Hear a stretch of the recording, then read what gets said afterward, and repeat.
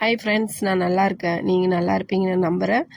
Video பார்க்குறீங்க, video யாரும் subscriber பண்ண மாட்டேன்றீங்க. மறக்காமல் சப்ஸ்கிரைபர் பண்ணுங்கள் ஃப்ரெண்ட்ஸ். இது வந்து கொத்தமல்லி சட்னி, தோசைக்கு கொத்தமல்லி சட்னி அரைக்கலான்ட்டு பிளான் பண்ணி அரைச்சிட்ருக்கேன் ஃப்ரெண்ட்ஸ். எப்பயுமே கொத்தமல்லி சட்னிக்கு உளுந்து போட்டு அரைச்சிங்கன்னா டேஸ்ட்டாக இருக்கும். கடலப்பருப்பு போடக்கூடாது. உளுந்து, சின்ன வெங்காயம், பூண்டு, வரமிளகா, கொஞ்சோண்டு புளி வச்சு நீங்கள் கொத்தமல்லி சட்னி அரைச்சி பாருங்கள், ரொம்ப டேஸ்ட்டாக இருக்கும். ஆன்லைனில் ஒரு மிக்சி வாங்கியிருந்தேன் ஃப்ரெண்ட்ஸ். அமேசானில் தான் வாங்கியிருந்தேன். கிராம்ப்டன்ட்டு ஒரு மிக்சி வாங்கியிருந்தேன். 2 டைம் தான் யூஸ் பண்ணேன். அந்த 2 டைம் யூஸ் பண்ணதோட அதுக்கு அந்த பிளேடு போட்டது, மிக்சி வாங்கினதோ விலை கம்மி தாங்க. ஆனால் அந்த பிளேடு போட்டது மிக்சி வாங்கினதோட அந்த பிளேடுக்கு நான் அதிகமாக செலவு பண்ணிட்டேன். சரி, என்ன பண்ணுறதுன்னு தெரியல ஃப்ரெண்ட்ஸ். ஆனால் நம்ம வீட்டு பக்கத்துலேயே கடை இருக்கும். ஆனால் நமக்கு ஒரு சோம்பேறி தானோ, இந்த ஃபோன் ஒன்று கையில் வச்சுக்கிட்டு ஆன்லைனில் செக் பண்ணிக்கிட்டே இருக்கும் இல்லைங்களா. சரி, இது நல்லாயிருக்கும் அது நல்லா இருக்குன்ட்டு போட்டு அது கடையில் போய் வாங்குறது எவ்வளோ பெஸ்ட்டுங்க.